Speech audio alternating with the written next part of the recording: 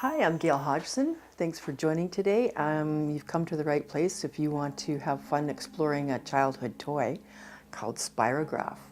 I found it in a thrift store and we're gonna whirl and twirl today and have a lot of fun. Well, I was pretty thrilled to be in a thrift store and find this childhood toy Spirograph, and so it was for $5. So I bought it. And anyway, I did look up a little tidbit that it was invented by Dennis Fisher in 1965, and it's based on mathematics, of course. And I'm so attracted to it, and I know that I was as a child too, but now for some other reasons, like I love science and math meets art. That's kind of like my thing. Anyway, let's play with this thing and see what it does. I was kind of excited. Here's the box, and this is what I did when I was a kid too. I looked, I remember this, seeing the instructions, and I just kind of like tossed them out. I just wanted to get right to it. So here's the insides. All the circles and whirly things and all kinds of fun stuff. And so we'll get right to playing with this thing. I'm actually going to set that right there so I can use some different wheels.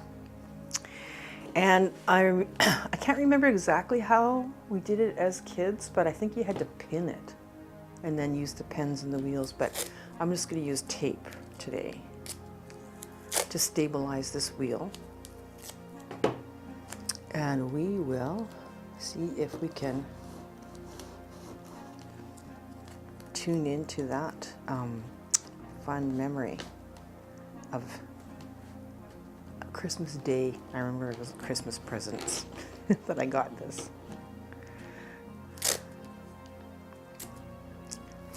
I did try, when I was experimenting with this the other day, pinning it with a tack, but then there's holes in your artwork if you really want to do some, nicer artwork. But we're just playing today, so. And this tape, I'm not using nice art paper either, but this tape is good for not peeling up the paper when you're using nicer artwork, so that's what this tape is for. Okay, got some colored pens. You need ballpoint pens for this, and I'm just going to grab one wheel and see what happens.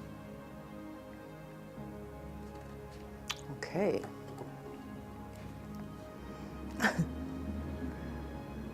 You ready?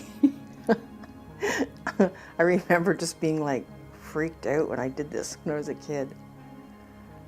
So I'm not going to do it fast. I also remember that the wheel can slip, which is fine. It's probably good anyway when I try another one or do this again. But look at that. Isn't that wild? All based on math, apparently. Shapes called trochoids or something like that. That mathematicians were studying in the 1600s. Look at that. I love that. That like rocks my world. Sacred geometry, the cymatics things I love, which is how patterns show up. Sound made visible, basically, cymatics.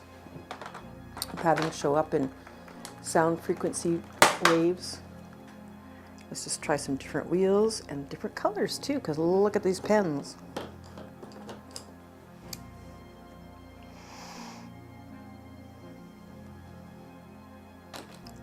See, there's this first slip. So I'll show you too what I think it was a little kid that had this previously, and I'll show you some of the stuff he did, and I feel his pain or her pain. So yes, this can slip around if you're pressing too hard, which I am a little bit. That's why not sure, maybe I have this. Oh, it's better that way, okay. It sits flatter this way, I think. But you know what? You just have to, it's just play. And I mean, I could read the instructions, but that's not really me.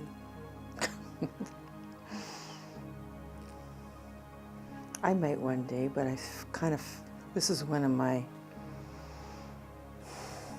the things I like to do that are sort of present, being present, or almost like a meditation.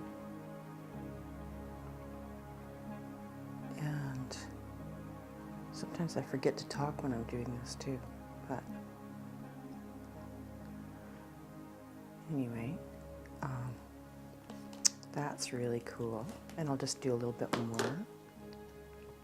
Try another wheel, bigger one maybe. I mean, we're not going to go through this whole thing because we'd be here forever, but just to, you know, connect again with this old toy. And let's see, I got to make sure it's the right way, which is the flatter side down.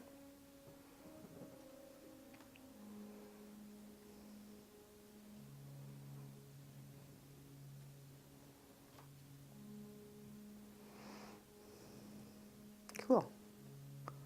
Oh yeah, I see now that that's, well, it's getting hard to see what line's doing what now, so I think I'll stop. But what I imagined to do with this is to do it on a nicer art paper later when I have time and want to play, and then, you know, making some shapes like this, and then even painting some of them, or using gel pens and filling in some of the areas, because then it'll look kind of like a mandala and stuff too. So there's a lot of potential in this toy, I'm telling you. The previous owner of this toy, I just wanted to show you because it was so cute. You could tell, like, I don't think these felt pens that it came with were that great, but anyway, you could tell in excitement. They were kind of like slipping all over the place with some of their stuff. Like, you could tell it was a younger kid, where it looks, some of it's really amazing, but I can relate to this so much. I remember feeling like that as a kid, like it just, you're so excited and just making, you know, the wheels were probably jumping all over the place. Anyway, I thought that was cute to share, the original owner. Okay, so let's just remove all this and take a look at what we have in our simple little Spirograph experiment. So this tape does tear up this kind of paper, but it wouldn't with really nice art paper.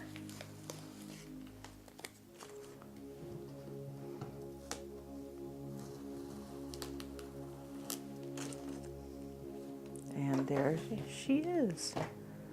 Pretty little math geometric design. Thank you so much for joining me today in my little playful experiment with this childhood toy. I wondered if you had fun discovering some of the mark making that can be done with it, and also leave in the comments if you want what childhood toys you liked and played with. If you liked what you saw today and enjoyed yourself, I invite you to subscribe to the channel.